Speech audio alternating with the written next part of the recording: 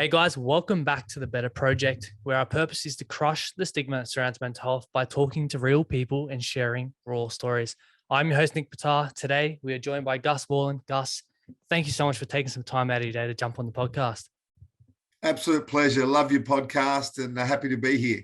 Appreciate it, man. I like to start my podcast with some gratitude. What are three things you're grateful for today? I'm grateful for my daughter who's over in London, that she seems happy and content, because it's been worrying me that she was going to be over there and feeling a little bit alone. So she seems to have worked that out. So that was a really, really lovely thing to start this morning. I then went to the gym with a great mate of mine who's been a fantastic supporter of me in my ever lasting journey of trying to stay as fit as possible and not get too chunky again. So my daughter, my mate Jason, and my daughter just got home from doing some shopping and stuff. And my podcast actually got launched today. And she said that a whole lot of people had mentioned it to her, that they had listened and really enjoyed it. So there's three things there that I was a bit worried about at times, and they've been able to so far be good and positive. That's awesome. And you mentioned your podcast. You want to give it a quick plug? Because, yeah, you released today. I've seen that. Yeah, thank you. It's called Not an Overnight Success. And it's basically a whole lot of people that I know from my network over the last 15 years in media, plus friends as well. And episode 1 is with Hugh Jackman, who's been my best mate since kindy. And it's basically talking to successful, famous people about the journey on how they got there, because it's not necessarily what you expect. We see them there as the finishing product, but they've gone down a lot of rabbit holes and gone down a lot of ways which they've had to sort of reverse back out of, or they've made poor decisions, or they've doubted themselves, or people have doubted them. And it's just a really nice way to talk to people about sticking at it and keep having a go, and things not necessarily always going to work out, but in the end, if you stick at it, then you'll get there. And success, of course, is something that is hard to judge sometimes. You know, your success compared to mine success, or what we think it is, might be very different depending on how you've been brought up and how you see things. So it's a fun 45 to an hour minute chat with successful people, and hopefully it'll be interesting and something that you and your listeners can enjoy as well. That's awesome. Yeah, I'll definitely give that first episode a listen. What's it like being friends with Hugh Jackman?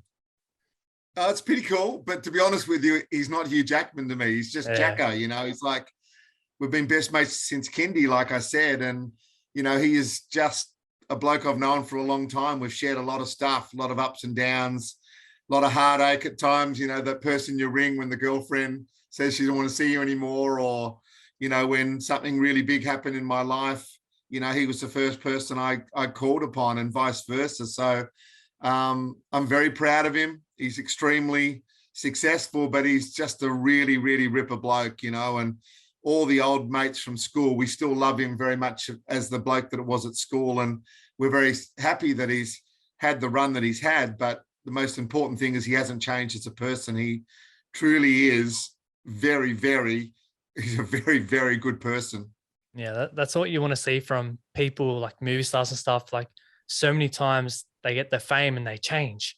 Now it's good to see with you, like, he stayed the same. He's like true, authentic bloke, and, you know, he sticks to who he is, and that's awesome to see. I think the word there, you nailed it, authentic. You know, I think that's the word for 2022. I think we've all slowed down enough through the pandemic to probably, you know, see through all the BS. And we just want people that are real and authentic. And even if that means it's a bit uncomfortable, even if that means showing vulnerability, I think that's where people are at the moment. People want realness, and he's got that in bucket loads, I promise you.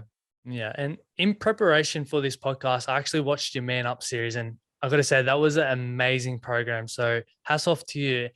What got me was, I think it was the second episode when the Tomorrow Man program went to your son's school, Jack's school, and the impact that it had on those kids. And it just goes to show, I guess, the traditional form of masculinity and how it's kind of failing the next generation of men and children. Like, they felt like they couldn't cry, they couldn't be vulnerable. And it's great that there's programs out there like that.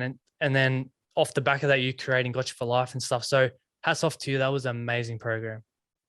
Oh, thank you. And I got to tell you, that was probably the moment for me through shooting. We shot 65 days in total for 3 hours of TV. We obviously went down a few rabbit holes ourselves trying to work out how we could best do the show. But yeah, that afternoon at my son's school was pretty full on.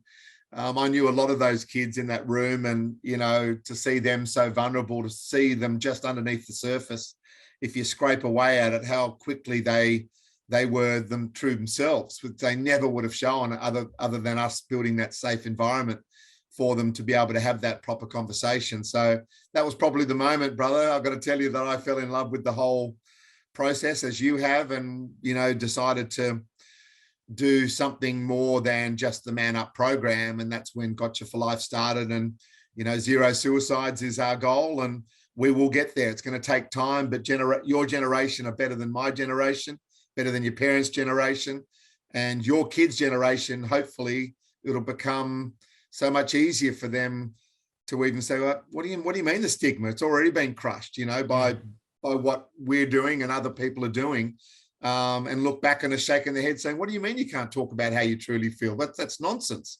We're getting there slowly but surely, each generation getting better. So yeah, I've dedicated my life to it now, and yeah, it's emotional, but it's also extremely rewarding, and to feel like you're on a good path to make everything a little bit better.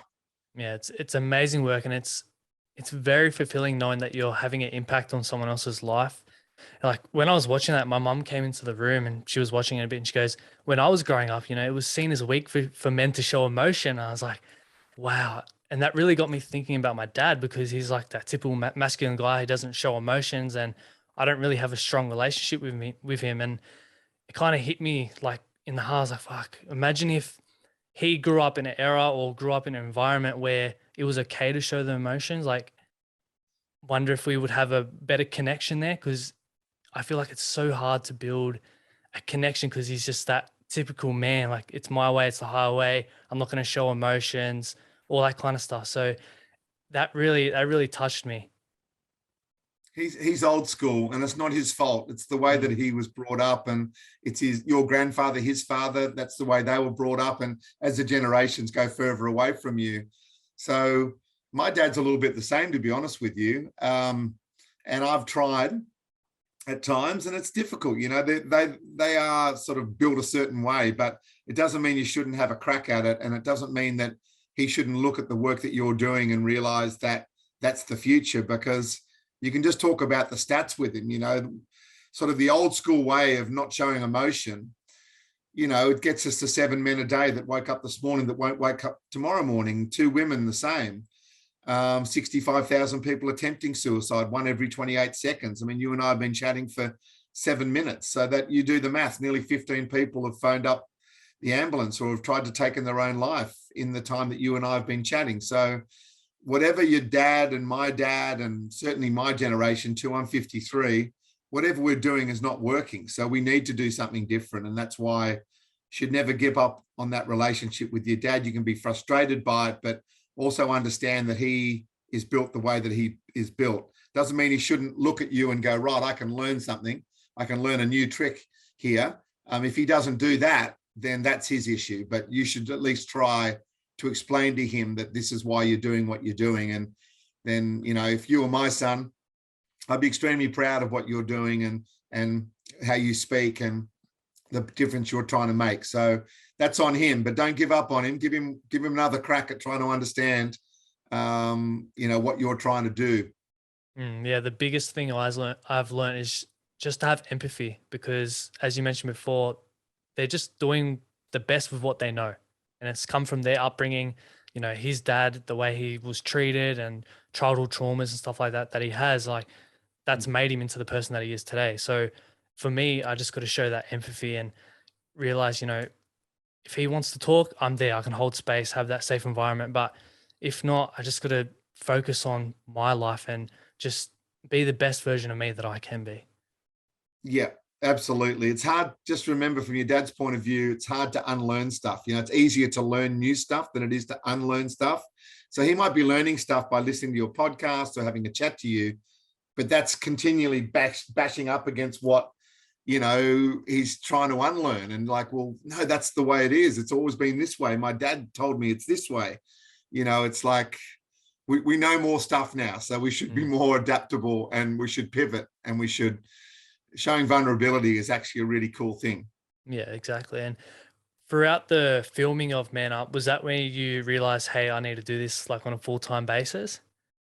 Yeah, I mean, I was doing breakfast radio at the time, and I suppose I waited for Man Up to come out, and for people to like it, and then I sort of went, oh, okay, well, there's some more options now, and then, breakfast radio you can only do for a certain amount of time. You're like, yeah, just getting up at that hour and then having that type of show where you're continually, on edge and trying to be funny or trying to be entertaining, it's really, really, it's tiring. So 11 years was enough. And I was able to sort of move into Gotcha for Life, as well as keeping a little bit in the media and doing my keynote speaking and stuff as well. So I need that balance for myself, because if I just work in Gotcha for Life, it's just too much emotional stuff. So once I was able to get that balance, then I felt that it was the right time to continue the work with Gotcha for Life and to start that foundation. And, we're 5 years in March. We've given away $7 million, people that work in suicide prevention. So sort of feel like we're getting somewhere now, a bit of traction. People are starting to invite us to conversations around mental fitness and changing the wording around mental health to mental fitness, and looking after Tomorrow Man, Tomorrow Woman, as well as many other program partners to try to get as much out there as possible. That's amazing work. $7 million, did you say, that you've given away? Wow. Yeah. That's a lot of money, and that would have impacted so many people's lives.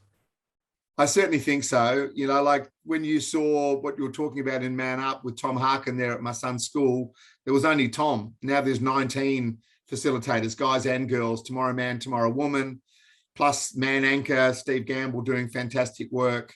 And then you've got ROC, which is basically rural outreach counsellors, which are a whole lot of people doing great work out in the country, as well as Weave, that looks after the Indigenous side of things for us. So there's a lot of people out there that are impacted, and there's a lot more work that needs to be done as well. So it just keeps me fired up to keep going out there and fundraising and doing as much as we can to keep those guys going and building on all their facilitators, so we can continue to have more and more people in those workshops learning what it takes to be a man and a woman today compared to when the rules were set, which is what we're talking about with your old man.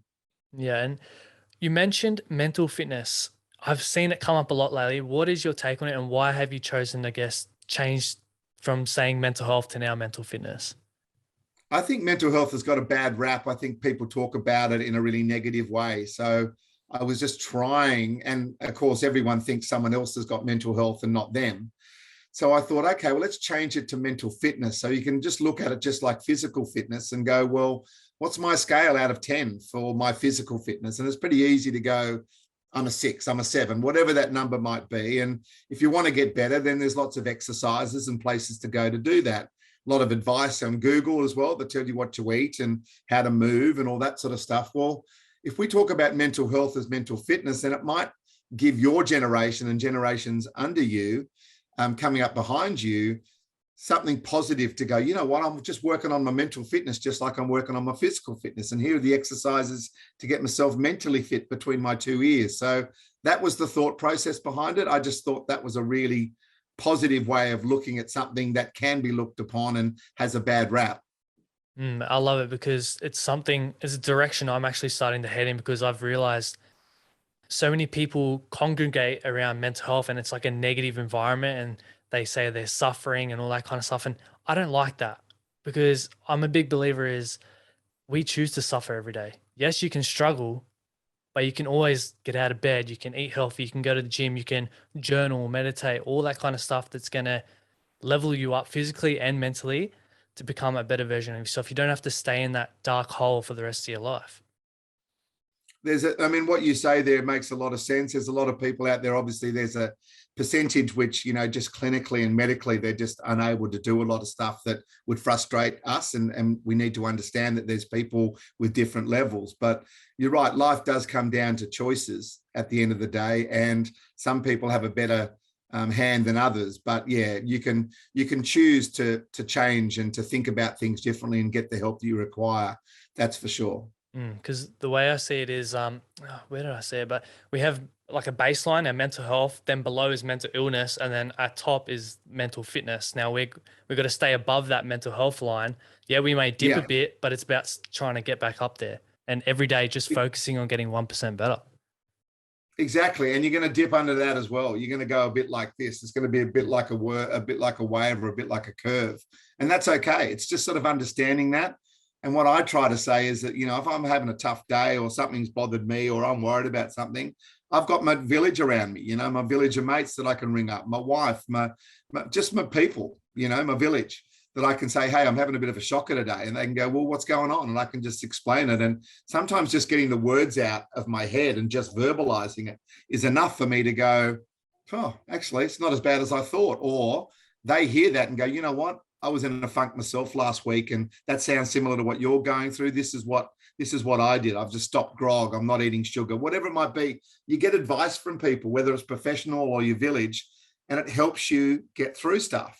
But if you're worrying alone, if you're thinking about all that stuff and you can't verbalize it, or you don't have your village around you, then blokes in particular, we can make some pretty ordinary decisions based on what's going on in our melons. So that's why Gotcha for Life was named Gotcha for Life, because I want everyone on the planet to have someone who's gotcha for life, not gotcha for whilst you're at uni or gotcha for whilst you're doing this job or gotcha for whilst you're at school. Build relationships that you've got for life. That way you can tell them anything without any judgment, and you can actually end up having a lot of people around you that have got your back, and you've got their back as well. So everyone's helping each other with kindness and understanding. And it doesn't mean you have all the answers. It doesn't mean you have every chat bursting into tears or having a deep and meaningful conversation. But what it does mean is that you do have someone to talk to when things get a little bit rough, just like you have people to talk to when things are going well. We just can't have people worrying alone. It's the absolute key for human beings to have a bit of a village around you that you can share stuff with. And sharing stuff initially is hard. It's not easy to do because we're so used to banter, sport, weather, work. Once you start talking about stuff that makes you feel a bit vulnerable and you're starting to talk about stuff that first time, that's what I talk about with mental fitness, talking for the first time with that space you were talking about vulnerable stuff. It's like going to the gym the first time with a personal trainer screaming at you and you don't know quite what to do, and you swear to God that you never go back there again. But if you go back in a month's time, it'll be a bit easier. Just like a conversation, if you've done 10 of them, is easier the 10th time than the first time. So we need to get mentally fit, just like we need to get physically fit. And those two linked together are absolute gold. Yeah, it's just about being consistent and putting in the repetitions. And it, as you said, it goes for anything in life, the gym, having conversations, this podcast, like business, anything. You just got to turn up every day and just put in these little repetitions, those little 1%ers, like the same footy, and just get better every time. That's right. That's right. And I know that's difficult for people, especially when it doesn't come naturally to them to talk about things. Like you and I can probably talk a lot more naturally about our feelings than most. So you've got to understand and be appreciative that everyone's got their own level of that. But if you keep doing it, the more and the more you do it, sometimes snot's coming out of my nose and tears are running out of my eyes. Sometimes the words get stuck here in my throat and I can't actually get them out. Well, sometimes I sit in a workshop and I have to leave after an hour because it's just too much for me. It's triggering stuff or whatever, but doesn't mean I don't do it again. Doesn't mean I don't try again. Doesn't mean that I'm less of a man because I can't get my words out. But to me, I think it's harder to keep going back and attempting something you're not very good at than just dismissing it and worrying alone about stuff. That's where we missed a bit of a trick, I think, with this Australian stereotype of she'll be right, mate, leave it to me, I've got all the answers. It doesn't mean you're not resilient, doesn't mean you're not hardworking, but it means you're just human. And I think we need to understand we're a bit more human. We need to be a bit more human than we have been in the past. And that's something perhaps you can talk to your dad about. That's it. And Exactly. We are human. And coming back to the Man Up program, that campaign at the end where it shows that from babies to young kids, like we cry, we show emotions until we get to this certain age. And it's like, no, you can't show emotion anymore. Like it's just like shutting off our natural, human beings, like who we are. I Yeah. don't get why. Like why I started this podcast was obviously to crush the stigma, but it got me thinking like, why is there a stigma? Like we all have emotions, we're all human, we all have good and bad days. Like, why can't we healthily express our feelings in a safe environment? Like that just got the mind going. Like I was like, why? I don't know. Yeah, no, you're absolutely right, and that frustrates the hell out of me as well. I totally get that. And with that ad campaign, if people haven't seen it, basically it starts with an overhead shot of a young baby crying, and then it goes up to faces of men up to the age of about 50. And all the way the voiceover is explaining that, why is it okay when you're a baby to cry, and even as a young boy to cry, but sort of around that 12, 13-year-old mark, all of a sudden we can't do it anymore, and certainly can't do it above that age. It's a real strange one to me that we communicate by crying as a baby.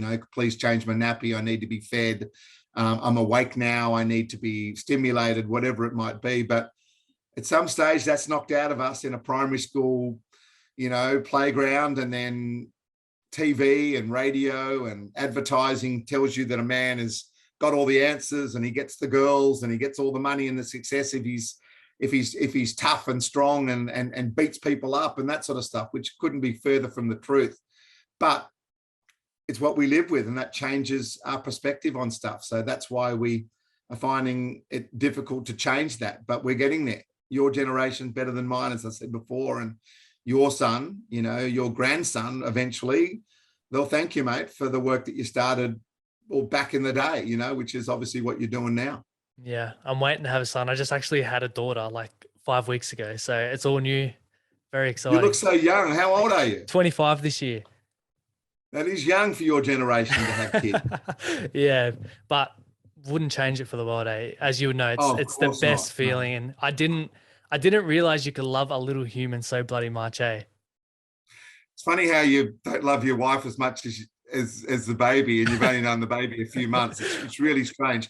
But, of course, your bond that you have with your baby, boy or girl. I've got a son and two daughters. It's unbreakable, isn't it?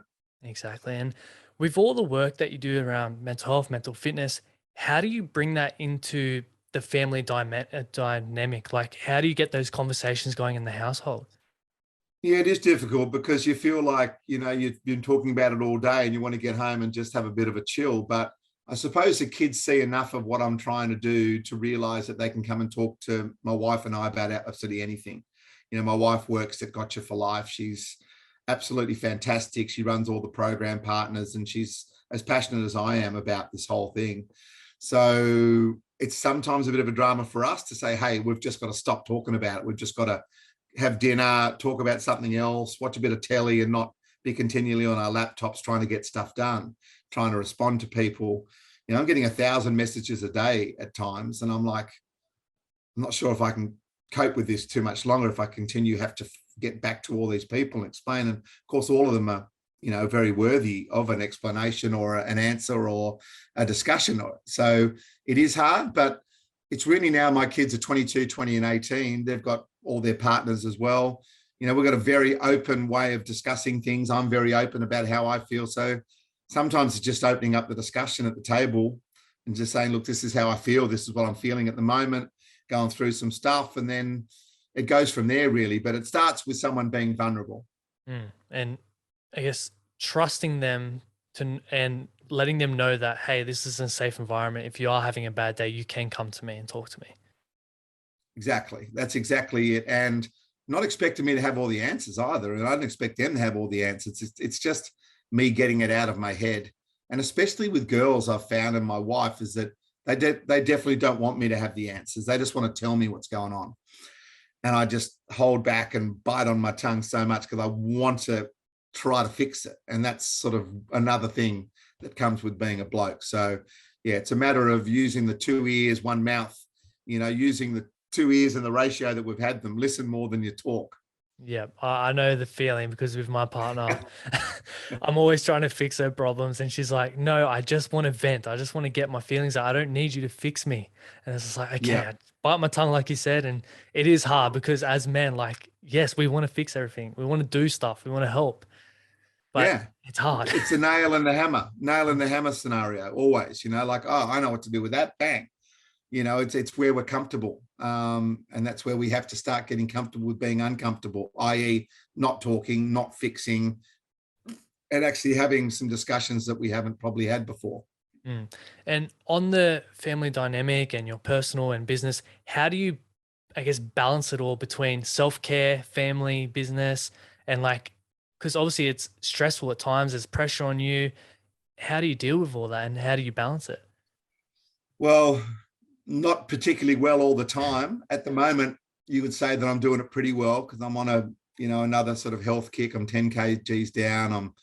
I've got a few goals in mind this year where I want to do. And so that means I'm meditating, I'm working out, I'm eating clean.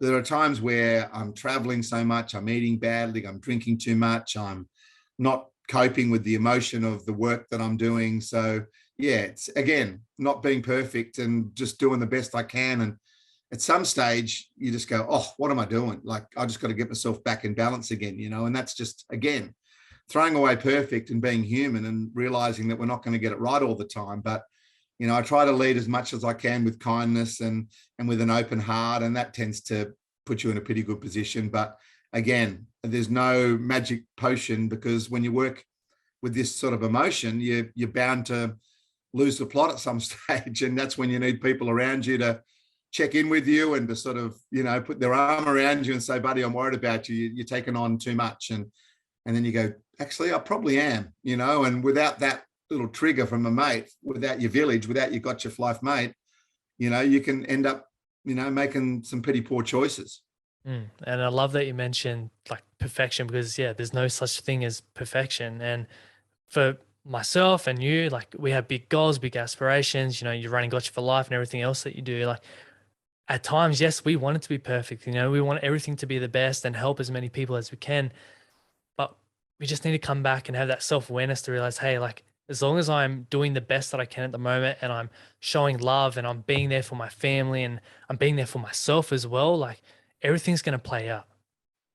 That's right. And it really does come down to, at the end of the day, you doing the best for you and obviously your partner and your daughter now, keeping your village as small as possible, and then building out once you've got that village sorted. You're like, the really good thing for your listeners and you to do, and your partner perhaps as well, is just get a pen and paper. When was the last time you got a pen and paper and started writing notes down rather than putting them all in your phone or your laptop?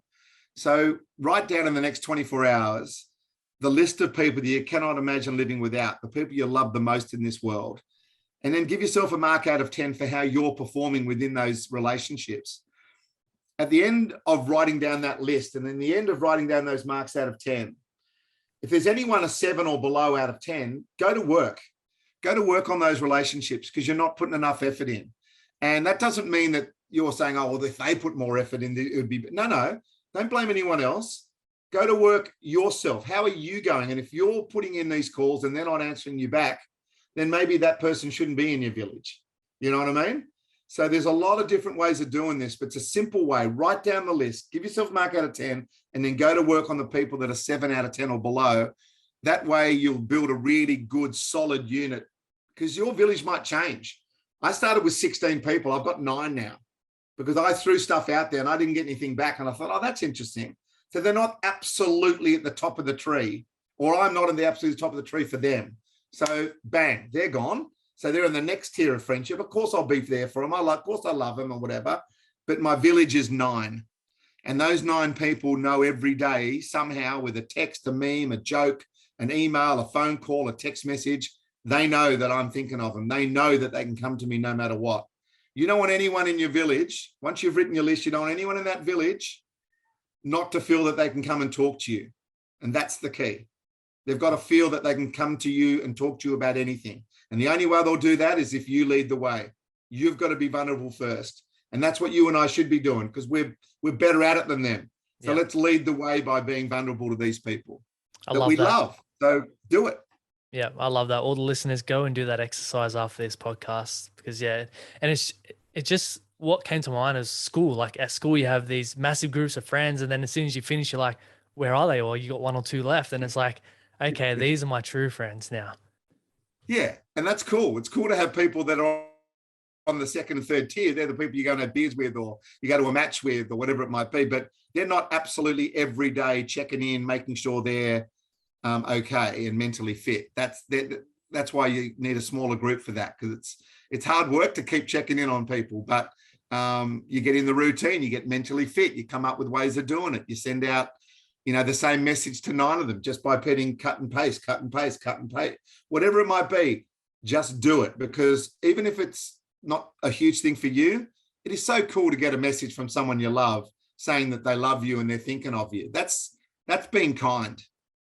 Exactly. And as we start to wrap up, what does it mean to you to be a man?